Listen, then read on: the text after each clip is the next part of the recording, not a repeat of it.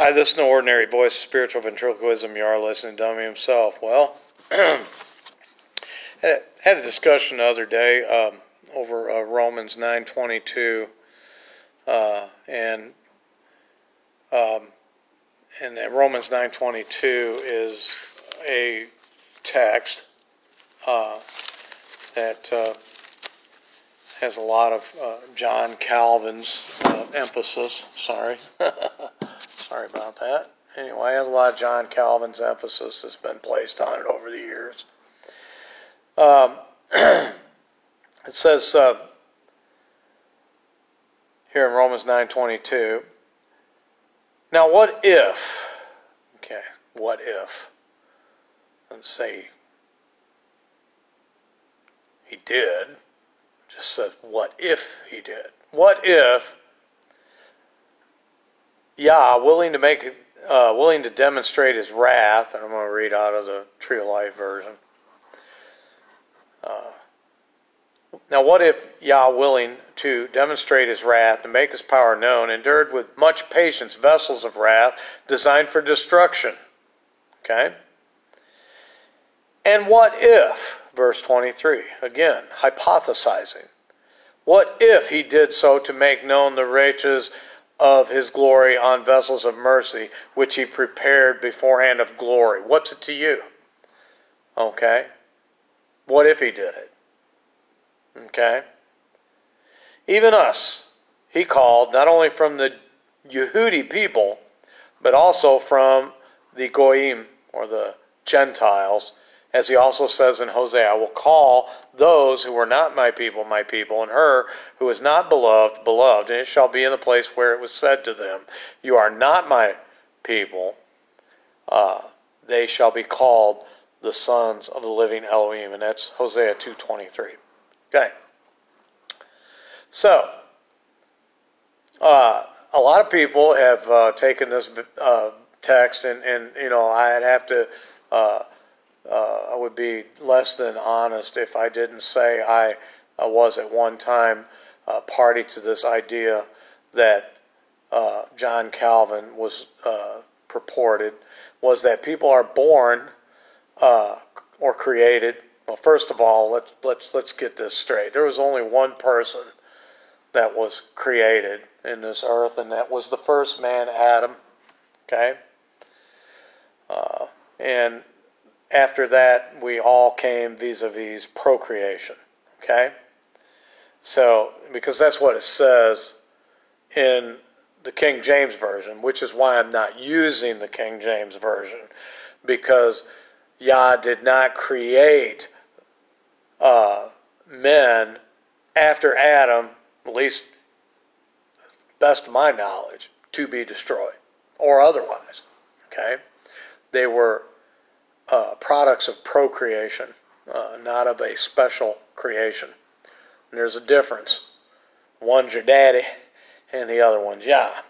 Yah created, your daddy procreated. Okay? So, anyway, so it's a hypothetical. What's it to you? Gentile, because that's who he's talking to. He's talking to the Gentiles. Talking to the Romans. He's talking to the Romans at the end of his life, pretty much. He was in Rome under house arrest. He had Zenos for a lawyer, and he's waiting his time to go before Caesar so he could get his head cut off. Okay? All right. So, Romans 8:20. That's a good text, too. All right? If we were to take the position that certain vessels were specifically created in this world so Yah could scratch an itch, so that he could, because he's, finding... no pleasure or, no way to be entertained other than he has to, create people to, like you hate dogs, so you just, go buy a dog so you can beat it, and you can take out your, whatever on it. I'd have to ask for some identification on that one. So, anyway, Romans 8:20 says, for the creation was subjected to fertility. Okay? That is talking about men who came after Adam, they were part of the creation. Okay. Also, Israel is spoken of, and Yehudi or Judah in Pacific is talking about in the context of creation. In other words, the Genesis creation mirrors the creation of Israel, Yah's chosen, his elect. So, for the creation was subject to futility, not willingly, but because of the one who subjected it in hope that the creation itself also will be set free from the bondage of decay into the glorious freedom of the children of Elohim. So in other words, we have to be redeemed. We have to be brought forth before the creation can finally be healed, before the creation can finally be set free from its bondage. For man brought bondage upon all the creation when he disobeyed Elohim. That's just truth. Okay?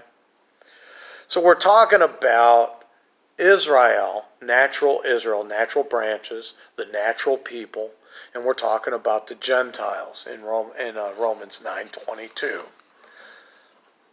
The Yehudi were supposed to be vessels sanctified and set apart for honor. The Gentiles were as natural brute beasts, whether they were Israel in their scatterings, according to Hosea, or whether they were the nations, natural, having no connection to the chosen people of Elohim from the very beginning. So we're talking about that. We're talking about vessels. We're talking about vessels of honor, vessels of dishonor. We're talking about vessels that are for common use versus vessels that are for a sanctified or a special or a precious use. 1 Timothy 2:4 says that he would have all men to be saved. So we can't have Paul here and Timothy talking out of the other side of his neck about him wanting to have all men to be saved, and then having, going back to the other side of his neck where he says that, there are certain vessels, men, that were created for the purpose of being destroyed. Now I understand about Pharaoh. He created Pharaoh for the purpose that he might harden Pharaoh's heart, okay, so that he could make his power known in the eyes of Pharaoh, okay? All right. So, I'm not going to say that when we're born into this world, we're not on some crash course with providence. I'm not trying to say that. I'm just not trying to take that to the extreme where we become like John Calvin, that people are born damned or they're born saved. They cannot do good if they are evil. They cannot do evil, or even if they do evil, they're good and they were predestined to be saved. So it really doesn't matter. That was basically the teachings of John Calvin. You are what you are. There's nothing you're going to do about it. You might as well eat and drink, for tomorrow you will die. And people who think like that, their damnation is just. So, anyway. So, 2 Corinthians 4:7. This is a good one too to look at.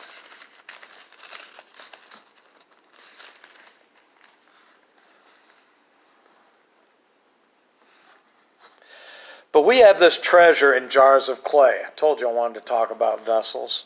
Okay? I want to talk about those that were made to be destroyed. Is natural man in his sinful state. Natural man who Yah did not want to live eternally in a state of sin, so he threw him out of the garden, banished him from the garden, which was in the eastern part of Eden, and put two angels there so he couldn't get back in, to keep eating off the tree of life and therefore live forever in a sinful condition. Okay. All right. So, 4:7. Okay. But we have this treasure in jars of clay, so that the surpassing greatness of the power may be from God and not ourselves. We are hard pressed in every way, yet not crushed or destroyed. Perplexed, but not in despair. persecuted, yet not forsaken, struck down, yet not destroyed, always carrying in the body the death of Yeshua, so that the life of Yeshua may also be revealed in our mortal body. Okay, that's talking about a vessel of honor. Someone who's being, they're going through the same heartaches as everyone else does, which is common to man. But all of those things actually because of the reception of the Messiah and the following after Torah and doing that which is pleasing in Yah's sight, those things only build him into a more perfect person, okay? All right?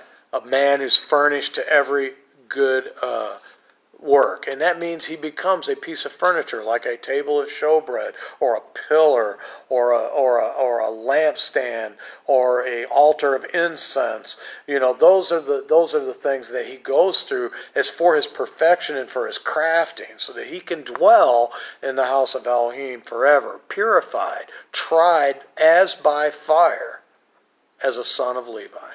Okay? All right.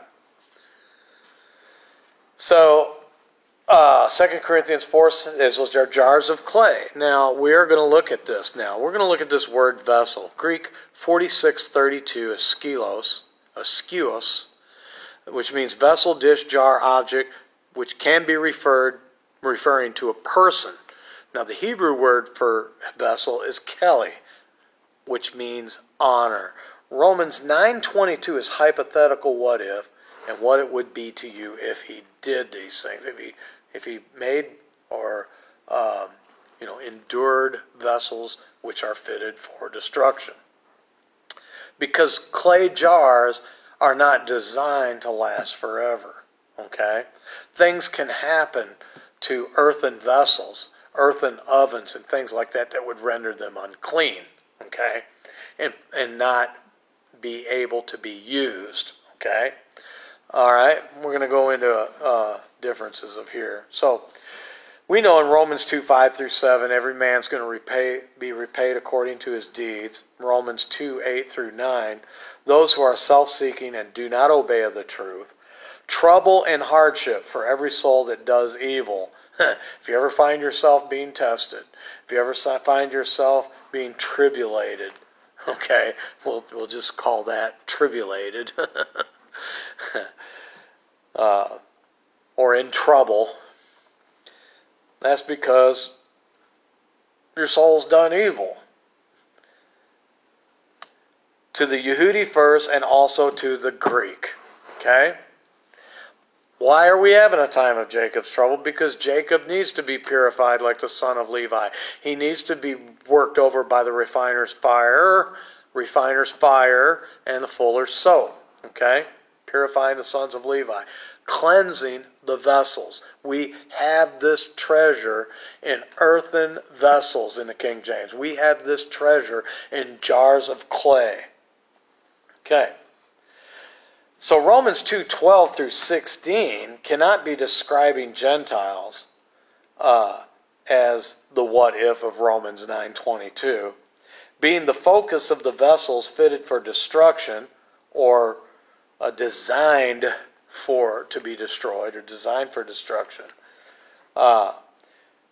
Because he describes the Gentiles in this context as those outside the Torah, yet do by nature the things that are in the Torah. Matthew 21:44-45, Yeshua says, whosoever falls upon this stone, he's the rock, right, shall be broken. Okay?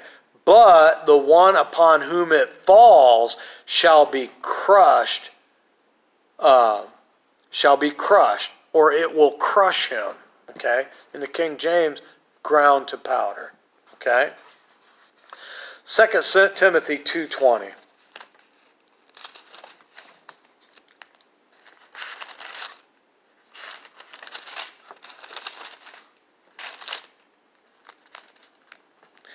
Now in a great house there are not only vessels of gold and silver, but also of wood and clay, some for honor and some for common use. Therefore, if anyone cleanses himself from these, he will be a vessel for honor, sanctified, useful to the master, prepared for every good work. Okay? All right. So, what do we have to purge ourselves? Well, you go back in the text, it says you purge yourself from these, and that's these men, these teachings of Hymenaeus and Alexander. We might as well say the Roman Catholic Church and John Calvin. Okay? Antinomianism. Okay? No law. All right. That's Greek for no law. So, antinomia. So, here we go. Now, honor is Greek 5092, which means time. Timotheus, which means precious of Yah. Timotheus, and that comes from that word, it's actually timey, or time. Special, it means specialness, honor, value, respect, price, sum, nobility. Dishonor is Greek 819, which means atimia. Dishonor, disgrace, shame is what it can mean. But it also can mean common use. You know, like a toilet. That would be a vessel of dishonor, a vessel of common use. There weren't any toilets inside the temple. All right. Leviticus 11:32-36 tells us, y'all can go ahead and read that text for time. Certain vessels such as wood, clothing, sackcloth, goat, wine skins, or sackcloth, are to be put into water and be unclean until the evening. Earthen vessels, like clay vessels, earthen vessels, vessels that are designed to be destroyed. Okay? We might as well talk about natural Israel, the natural man. Okay? Out of the dust of the earth thou came, out of the dust, to the dust you shall return. Okay. Those vessels will be unclean to the evening, but clay vessels, Corinthians 4:7, earthen vessels, if contaminated, such as a pot or an oven, must be broken. Okay? Whosoever shall fall upon this rock shall be broken. But whomsoever this rock shall fall upon shall be ground to powder. Okay? Both are clay vessels. One willingly seeks his own natural destruction, at least in the sense of pursuing after the flesh. The other is just going to do what he wants. One day, a big rock's going to fall on him, and he's going to be destroyed beyond remedy. So anyway, that's basically what it is, folks. We are talking about the natural man. Okay?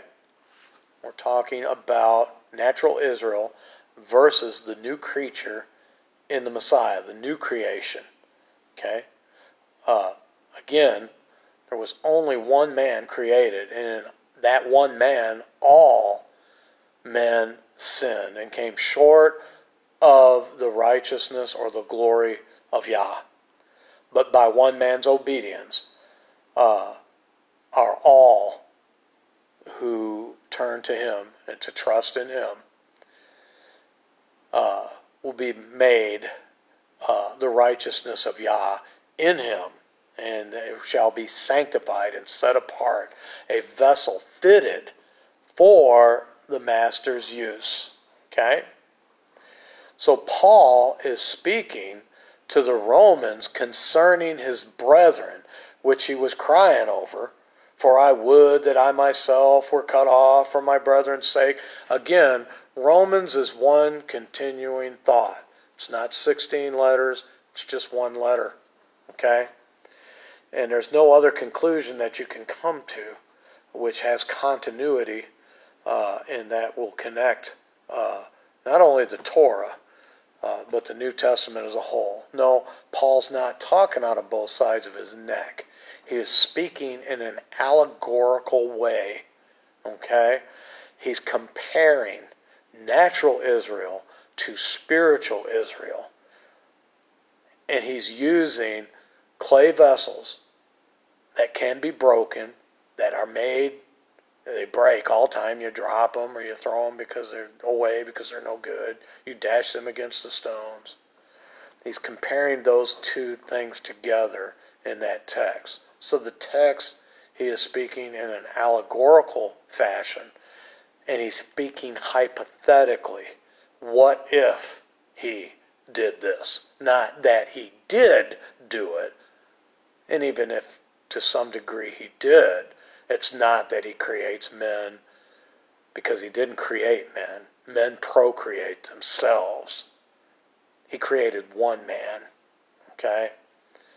So I hope we understand that, and that we see our natural man as that vessel that can be broken. And then we see our spiritual man as the one that we constantly keep clean and fit for Yah's use. Shalom.